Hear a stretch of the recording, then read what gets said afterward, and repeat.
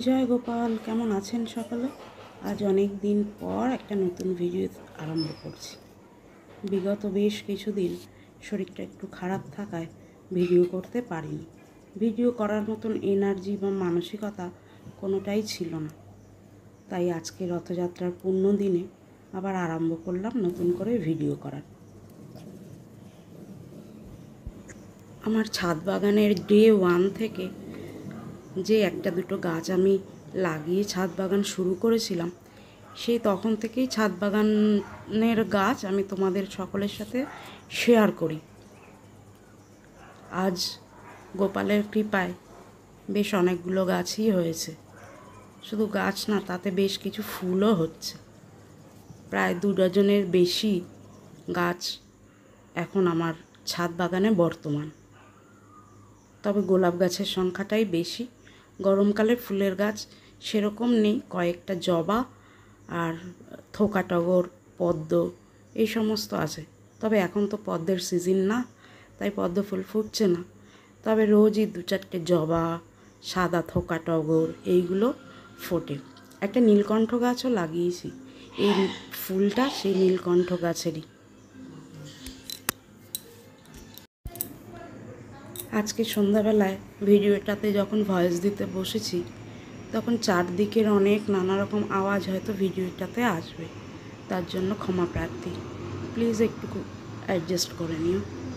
আজকের পূর্ণ দিনে একটু ফল দিয়েই গোপালকে পুজো দেবো। আম, কলা, শশা, একটু মিষ্টি এইসব দিয়েই পুজো দেব। তার কারণ আমরা তো জগন্নাথ দেবকে পান কলা দিয়ে পুজোই দিই। গোপালও পান পেলে খুব খুশি হয় শুনেছি। তো পানের জোগাড় করতে পারিনি, ফলটুকুই জোগাড় করতে পেরেছি। তো তাই দিয়েই আজকে গোপাল সেবা হবে। আর এইখানে আমার বাকি যে ঠাকুররা আছে, দেবদেবীরা আছে, আমার মহাদেব আছে, তারা মা আছে, তাদের জন্য এরকমভাবে আমি সব এক জায়গায় ফল দিয়ে মিষ্টি দিয়ে ভোগ দিই। সেটাই গুছিয়ে অ্যারেঞ্জ করে নিচ্ছি, একটু সাজিয়ে নিচ্ছি। তো আজকের ভিডিওটা খুবই সামান্য ছোট্ট, তোমরা সকলে দেখো।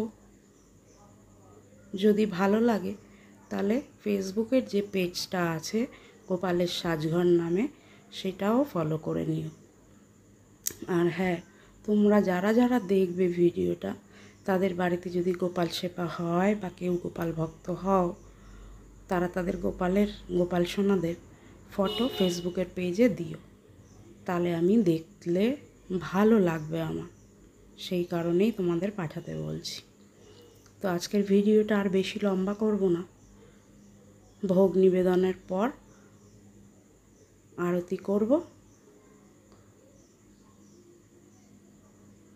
ভোগ নিবেদন আমার হয়ে গেছে। যে কোনো কারণেই হোক, ভোগ নিবেদনের ভিডিওটা হয়তো তুলতে পারিনি, তো আরতি করে নিচ্ছি। তোমরা সকলে ভালো থেকো, সুস্থ থেকো, আর এভাবেই গোপালের সাজঘরের সাথে থেকো।